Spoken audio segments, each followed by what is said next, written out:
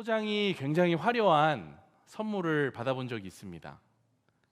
그런데 그 포장지 때문에 오히려 기대했던 그 선물을 열어보고 나서 내용물을 보고 나서 실망했던 경험이 있습니다.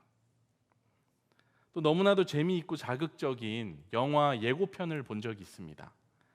근데 예고편 때문에 기대했던 영화를 극장에서 가서 보고 나오면서 이거 진짜 예고편만 볼 걸 하고 생각했던 경험이 있습니다. 아주 비싼 시계를 차고 다녔던 제 학창 시절 친구가 생각납니다. 그 친구는 시계 하나는 늘 끝내주는 걸 차고 다녔습니다. 그런데 문제는 그 친구가 시간을 잘 지키지 않는다는 거였습니다. 시계가 좋으면 뭐하나 사람이 저 모양인데 하고 생각했던 적이 있습니다. 설교를 하고 사람들로부터 은혜로운 설교였습니다 하는 말을 많이 듣고 집에 와서 아내에게 잔소리를 하고 딸에게 짜증을 냈던 목사가 있습니다. 그날 잠자리에 들기 전에 정말 괴로웠다고 합니다. 그럴 바에는 설교를 하지 않는 게 낫겠다 생각한 날이 하루 이틀이 아니라고 합니다. 제 이야기입니다. 여러분, 보여지는 게 전부가 아니라는 걸 우리가 알면서도 우리가 하루를 살아가면서 내리는 결정들을 보면 누군가를 평가하는 기준이 보여지는 것에 있다는 사실을 부인할 수 있는 사람은 그리 많지 않을 겁니다. 눈에 보이니까요. 보이는 대로 보는 게 뭐 이상한 건 아니잖아요. 보이니까. 얼마 전 제가 이제 로마서를 공부하다가 이재철 목사님 책에서 이런 비유를 읽었습니다. 한번 제가 다시 읽어볼게요. 두 사람이 우리 앞에 있다고 하십시다. 한 사람은 온갖 불의를 저지르는 사람입니다. 자기가 목표하는 바를 위해서는 무자비할 정도로 수단과 방법을 가리지 않습니다. 그래서 온갖 부귀를 누립니다. 또 한 사람은 부정과 타협하지 않고 선을 행하기 위해 힘써 살아가려는 사람입니다. 그러다 보니 가난하고 겉모습이 초라합니다. 전자의 사람은 비단 옷을 입고 있고 후자의 사람은 싸고 남루한 옷을 입고 있다고 하십시다. 많은 사람들이 누구를 더 높이겠습니까? 옷 잘 입은 사람, 돈 많은 사람입니다. 왜입니까? 속을 보지 않기 때문입니다. 그 사람의 겉모습이 아무리 그럴듯해도 그 속에 생명이 있는가, 진리가 있는가, 영생이 있는가를 판가름해 보면 누구를 존중해야 하는지 자명해집니다. 하지만 주님을 믿는 사람들조차 겉모습에 치중하여 이 같은 잘못을 쉽게 범합니다. 생각해보면 참 그렇지 않습니까? 근데 저는 이 글을 읽고 이런 생각을 했어요. 그래도 겉모습을 완전히 배제할 수는 없지 않은가. 왜요? 보이니까요. 제일 먼저 보게 되는 것이니까. 내가 눈을 뜨고 있는 이상 그게 나에게 영향을 미치는 걸 어떻게 완전히 배제할 수 있을까요? 그건 불가능한 거죠. 그래서 저는 어떻게 생각을 했냐면 일단 눈으로 들어오는 게 전부가 아니라는 걸 어느 정도는 인식하면서 내 눈에 들어오는 그 사람이 어떤 사람인지 충분한 시간을 갖고 봐야 한다고 생각합니다. 인간관계를 해나가면서 겉모습도 보지만 왜요? 보이니까요. 그런데 그 이면에 그 사람 속에 어떤 것이 있는지 경험하고 이야기도 들어보고 걸어온 길은 또 어떤 길인지 들어보고 등등 알아가는 시간이 필요하다는 거죠. 그래서 외모만 보지 않고 중심도 보는 그리스도인들이 되어야겠다 하는 생각을 했던 적이 있습니다. 겉에만 집착하는 덫에 빠지지 않으려면 속이 있다는 걸 알아야 돼요. 그리고 성경 말씀 사무엘상 16장 7절에도 나오듯이 사람은 외모를 보는 것에 익숙해도 하나님은 중심을 보신다는 말씀을 마음에 두고 우리가 지키려면 어떻게 해야 됩니까? 그러면 보고 넘어가지 말고 유심히 봐야 되는 거죠. 지속적으로 봐야 되는 겁니다. 시간을 들여서 봐야 되는 거예요. 근데 여러분 놀라운 사실은 우리가 하나님 아버지의 마음을 갖고 누군가에게 그렇게 관심을 가져주고 바라봐주고 귀 기울여주고 이야기를 들어주고 대화 상대가 돼주고 그렇게 하잖아요.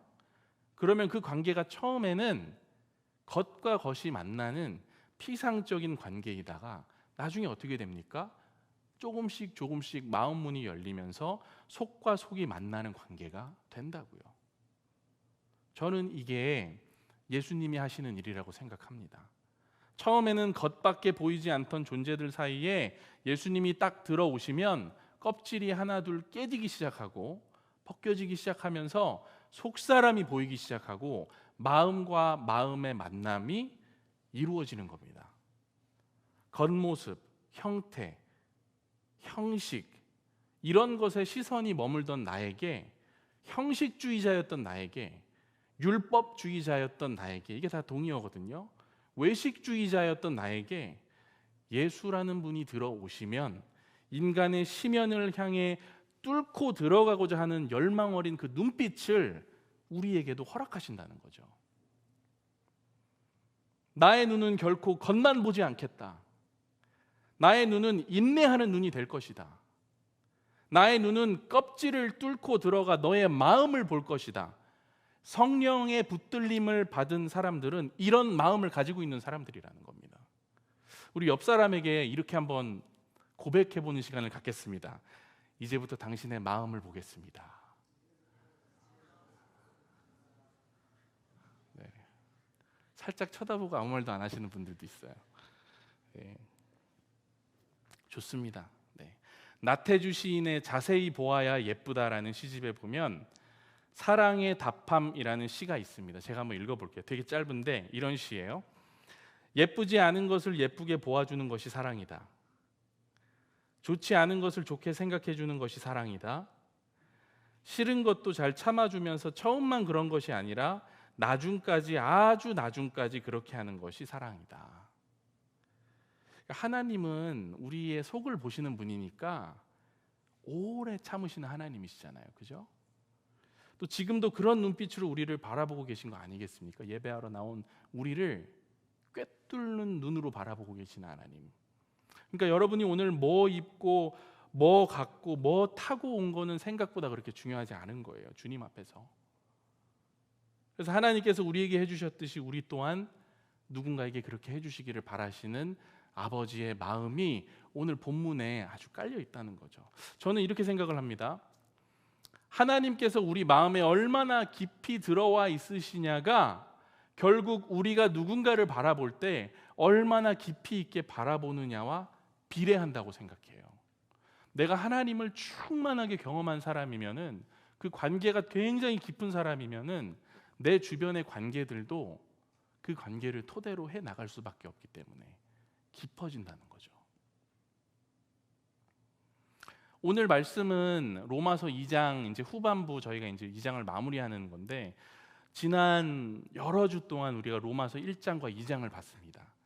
그래서 이 주제들이 좀 비슷하게 느껴질 수도 있고 굉장히 읽었을 때 어렵다고 느끼실 수도 있는 부분들이 있어요. 그래서 오늘은 한번 제가 전체적으로 훑을 건데, 그냥 한번 너무 어렵게 생각할 필요가 없습니다. 일단 17절부터 우리가 읽었죠.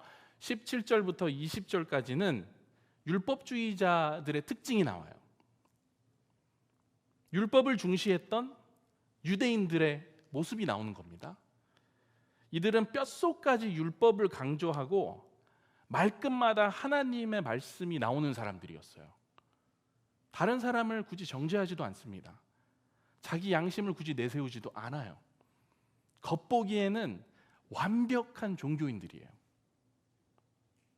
문제는 21절부터 24절까지를 보면 그들의 그 단단한 완벽주의 껍질 속에 추악하고 냄새나는 것들로 가득하다는 말씀이 있는 거죠. 예수님이 사용하셨던 비유 중에 회칠한 무덤이라는 표현이 딱 이런 모습입니다, 여러분. 마태복음 23장 27절에 나오는 회칠한 무덤은 들판이나 길 옆에 있는 가난한 사람들의 무덤을 가리키는 말인데, 이런 무덤들은 어떻게 하냐면 6월절이 오기 전에 회가루로 이렇게 칠해서 하얗게 만들어요, 겉을. 왜 그렇게 했냐면 6월절 기간이 임박하면 이제 순례자들이 길을 오가잖아요. 왔다 갔다 하는데 무덤을 밟거나 만지면 안 되기 때문이거든요. 왜요? 시체나 무덤을 만진 사람은 7일 동안 부정하게 되기 때문에, 이 율법이기 때문에, 이게 법이기 때문에. 그러니까 한마디로 더 요약하면 더러우니까 피해가라는 거거든요. 근데 예수님이 이 회칠한 무덤들을 율법주의에 빠진 유대인들에 비유한다고요, 지금. 왜요? 그들은 속은 썩었으면서 겉으로는 안 그런 척하니까 손절하라는 거예요. 근데 유대인들 입장에서 이 말을 들으면 기가 막히는 말이거든요. 여러분 생각해 보세요. 자기네들이 율법을 가진 사람들이고 자기네들이 완벽하게 그 율법을 지키는 사람들이었기 때문에 손절도 누가 해야지 맞는 겁니까? 내가 해야지 맞는 거죠. 내가 율법을 잘 지키는 사람이니까. 으유 더러운 것들 하면서 내가 손절해야 되는 게 맞는 건데 예수님은 거꾸로 말하는 거예요. 니네가 더 더럽고 니네가 손절해야 되는 사람들이다. 너네가 더러워. 이렇게 얘기하시니까는 이 사람들이 미치려고 하는 거죠. 25절에는 할례에 대한 내용이 나옵니다. 이스라엘 남자들은 모두 할례를 받았어요. 하나님의 백성이라는 표징이죠. 근데 율법주의자들은 할례를 받았다는 사실 자체로 만족합니다. 이거는 뭐냐면요, 여러분, 오늘날로 따지면 십자가 문신을 내가 새긴 다음에 나 이제 그리스도인이야 하는 거랑 똑같은 거예요. 여러분, 그게 말이 됩니까? 그건 문신을 믿는 거지 예수를 믿는 게 아니죠. 예수를 믿는 건 예수를 마음에 모시고 예수님 닮은 삶을 사는 걸 말하는 겁니다. 바울이 이걸 지적하는 거예요. 아니야, 할례 받은 게 중요한 게 아니라 실제로 경건한 삶을 살아야, 실제로 예수를 알아야 그 할례가 가치가 있는 거지 하고 말하는 겁니다.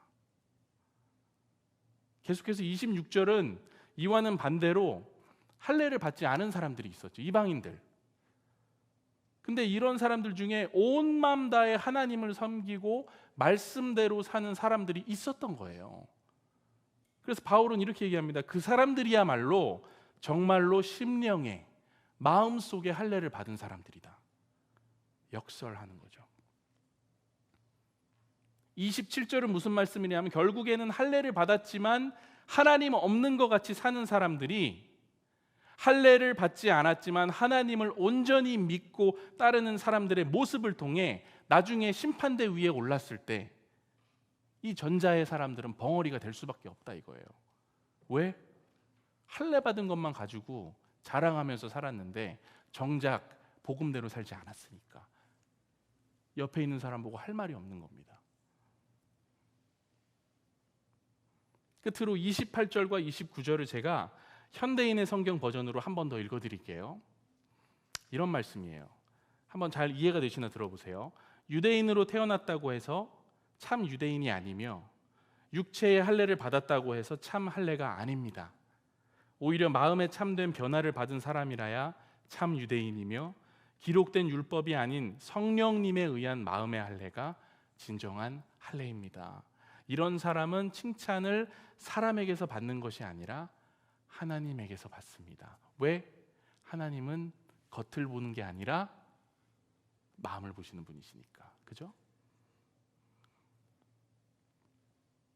이 전체를 통틀어서 제가 한 번 더 정리를 해드리면 여러분의 마음속 깊은 곳까지 예수 그리스도께서 침투하시지 않으면, 여러분의 마음속에 하나님의 영이 계시지 않으면, 곧 여러분의 속사람이 예수 그리스도를 모르면 아무리 겉으로 신앙생활을 하는 것 같이 보여도 그 사람은 회칠한 무덤과도 같은 존재라고 말하는 겁니다.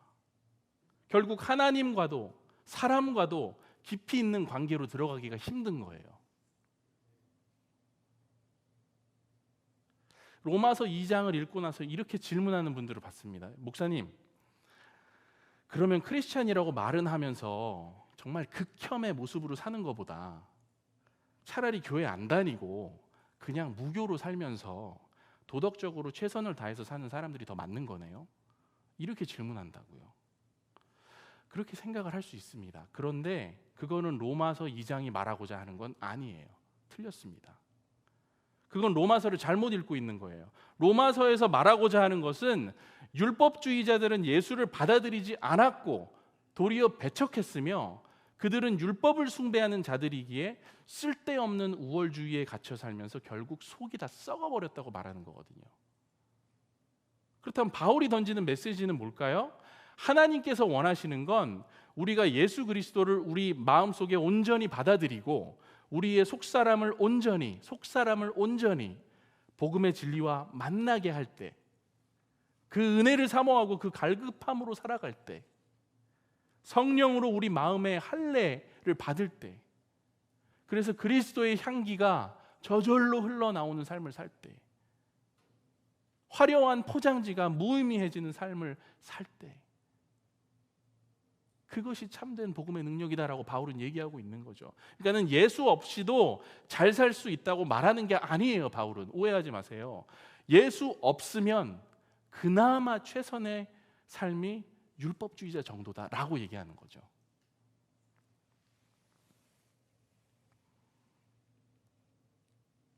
율법주의의 문제가 얼마나 심각했는지 보여주는 예를 하나만 말씀드리고 오늘 마무리할 건데요. 갈라디아서 2장에 이 모습이 나옵니다. 여러분, 베드로 잘 아실 거예요. 베드로. 누가 봐도 수제자, 예수님이 너무나도 아꼈던 제자, 언제나 앞서서 예수님 사역을 감당했던 제자, 교회의 반석이라고 예수님께서 불러주신 제자, 실제로 예루살렘 초대교회의 어떻게 보면 일대 담임 목사님이라고 할 수 있는 베드로죠. 여러분, 너무 위대하고 멋진 분이시죠. 근데 이분이 어느 날 안디옥 교회를 방문합니다. 안디옥 교회는 어떤 곳입니까? 이방 교인들이 있는 교회예요. 바울이 있는 곳이죠. 바울은 또 한 분의 거장이죠. 그죠? 그러니까 한 명의 거장이 놀러 오는 거예요, 이쪽에. 근데 어떤 일이 여기서 벌어지냐 하면, 제가 갈라디아서 2장 12절과 13절 말씀을 현대인의 성경 버전으로 읽어볼게요. 이렇게 나와요. 그가 이방인과 함께 음식을 먹다가, 베드로죠, 야고보가 보낸 유대인 몇 사람이 들어오는 것을 보고, 그러니까 예루살렘 교회에서 누가 왔나 봐요. 예를 들면 장로님, 약간 권위 있는 분들이 왔나 봐요. 자기랑 같이 사역하는 분들이겠죠. 그 사람들이 오는 것을 보고 나가버린 일이 있었습니다.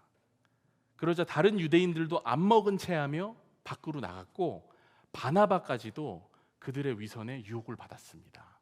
이런 말씀이 나와요. 이게 뭐냐면, 베드로가 안디옥 교회 이렇게 와가지고 하던 대로 이렇게 괜찮아, 이제 이방인들이랑 밥 먹어도 괜찮다고 예루살렘 회의에서 이미 결정 났어. 왜? 이 사람들도 성령이 있는 사람들이니까 밥 먹어도 했는데, 밥을 먹고 있는데 자기네 본 고장에서 유명하신 분들이 온 거야. 그러니까 탁 숟가락 내려놓고 모르는 척하고 나가려고 하는 거예요, 지금 베드로가. 그랬더니 옆 테이블에 있던 또 권위자들이, 베드로가 그러니까 이 사람 지금 되게 높은 분이잖아요. 그러니까 같이 나가는 거예요. 이거를 바울이 봅니다. 그리고 눈이 뒤집혀요, 바울이. 네. 이방인들이랑 밥을 먹다가 예루살렘 교회에서 사람들이 오니까 먹다가 싹 일어나는 모습. 근데 베드로가, 여러분 생각해 보세요. 지금 교회 대표잖아요. 이 파급 효과가 어마어마한 겁니다. 베드로가 그러니까 다른 유대인들도 불편해서 일어나죠. 이 사람들이 왜 이러냐를 들여보면, 여러분, 관습 때문에 그런 거예요. 관습. 레위기 11장에 있는 정함과 부정함에 관한 규례를 철저히 지켜왔던 유대인들이잖아요. 예수 그리스도를 받아들이고 나서도 그 관습에서 벗어나지를 못하는 거예요.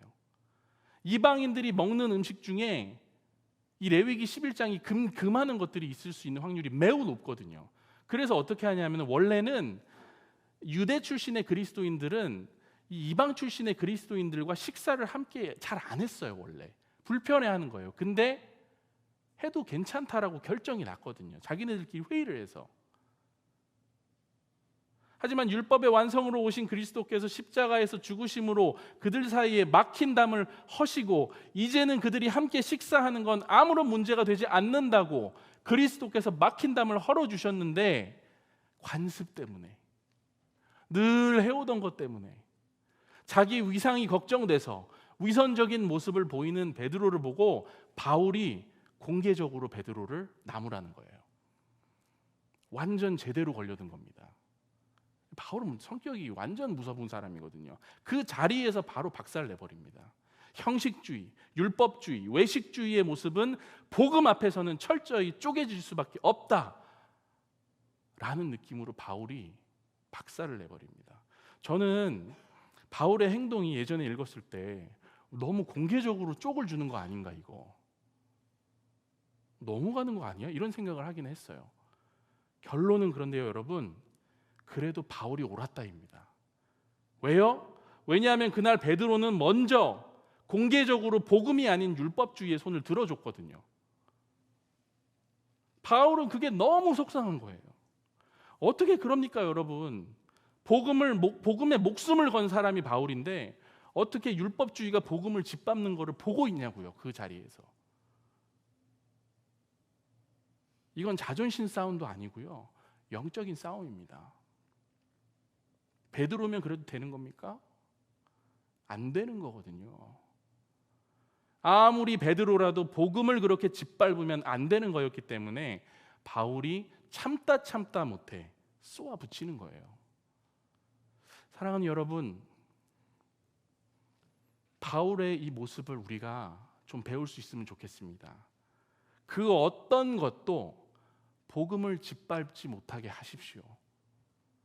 알맹이를 버리고 껍질만 갖고 싶으면 그렇게 해도 되지만, 오늘 하나님 말씀은 율법주의에 빠진 자들에게 강력하게 고합니다. 하나님 나라에 회칠한 무덤을 위한 자리는 없다. 한 번 더 말씀드릴게요. 하나님 나라에 회칠한 무덤을 위한 자리는 없다. 겉보다 속이 중요한데, 내가 갖고 있는 형식주의와 율법주의와 외식주의의 껍질을 벗어버려야 하는데 회칠한 무덤같이 살 수는 없는 건데 우리가 어떻게 해야 됩니까, 주님? 이런 마음으로 오늘 설교를 여러분들에게도 같은 질문을 던지면서 마무리하고자 합니다. 오늘 우리 찬양하면서 함께 우리의 껍질을 열고 또 우리의 속마음을 하나님 아버지께 조금 더 열어드리면서 찬양하면서 또 기도하면서 나아가기를 원합니다. 바울이 왜 그토록 참지 못하고 쏘아붙였는지 잘 생각해 보세요, 여러분. 베드로가 그날 무슨 생각을 했을까? 이것도 한번 생각해 보시고요. 성령께서 하시는 일은 여하튼 우리의 속사람을 만나기를 원하신다는 건데, 오늘 여러분은 어떤 예배를 드리시고 가실지 우리 함께 찬양하면서 더 기도하면서 생각해 보도록 하겠습니다.